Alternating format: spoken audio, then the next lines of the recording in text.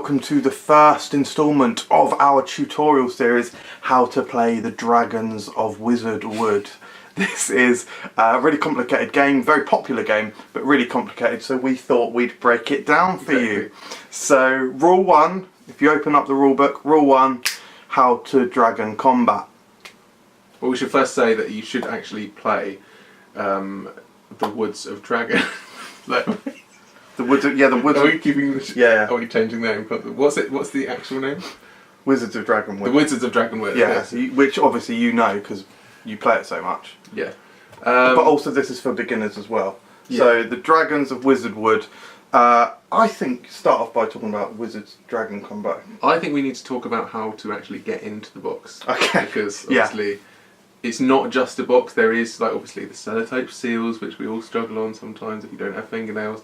But actually what you do need to do is look up the video which says VX1396 DragonWood number 5, and it will decode the the lock on the bottom of the box. So when you look under the bottom of the box, you'll see a little red button that you have to press 3 times, decode the number, and then you're into the box. And then we can start playing the Dragons of WizardWood.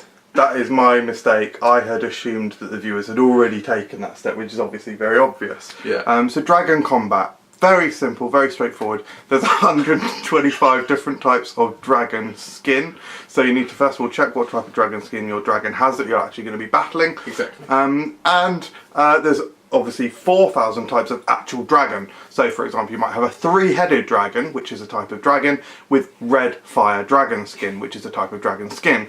Now, depending on the different combinations, there's obviously lots of different types of ideas.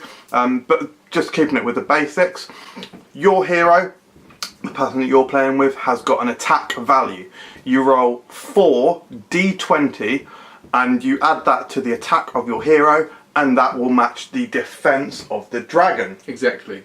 Not to be confused with the defense of the wizard, because being called the Wizards of DragonWood, this game doesn't actually have any wizards.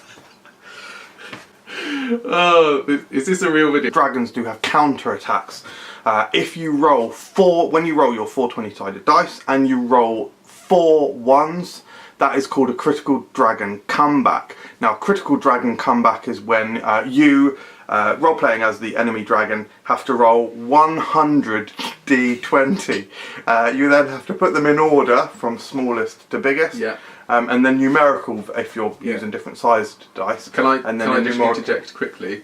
When you do this, make sure you do have some kind of pen and pad with you, because it does get confusing with the number crunches, and you will have to write it down. I think I went through 3 sides of A4 on my first roll. Yeah, correct, because you do have to put them in numerical order, and then once you've done that, you write it all down, then you pick up all the die and you re-roll them. You do this 3 times, so you should have 400 results written on your paper.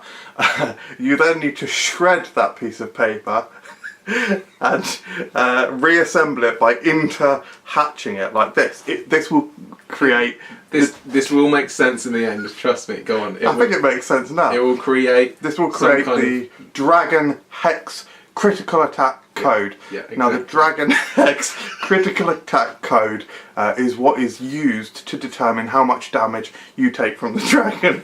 You need to roll 4 more d20 and divide the number by 4, and that will give you the number of folds that you have to make in the Dragon Hex Cross Code Critical Dragon Hit Code sheet. Code that you've just made. You fold that a number of times, hold it up to 2 inches away from your eye. If you do suffer from bad eyesight like me, you may need to move it slightly, and that is detailed in the rules. It's not cheating, it's fine. Yeah. It's like one of those magic eyes. You have to, you see behind what you've just written. Correct. And you'll see the shape of what your next roll should be for the attacking dragon, of which the one you have just defeated with your number crunches, the next one will be attacking you with the wizard on its back. Exactly what I was going to say, but also that the numbers should come into focus, and you should see at least 4 numbers. You choose all 4 numbers. That times by the number of 10, the power of 10, is how much damage it deals to you. Now the base health line that you start with as a hero is 450,000. So it shouldn't. Although it's called a critical counter dragon attack, it shouldn't kill you. No, you'll have some really time. unlucky. Yeah. Now you may be thinking that there's a lot of numbers in this game, which there are, but also as well, if you're not up to scratch with Latin and ancient Spanish, then you may struggle on levels 39 and 422, because there are a few odd words in the Latin sections that do kind of throw you off on whether you should be like, should I use my flaming dragon sword or should I use my flaming battle axe?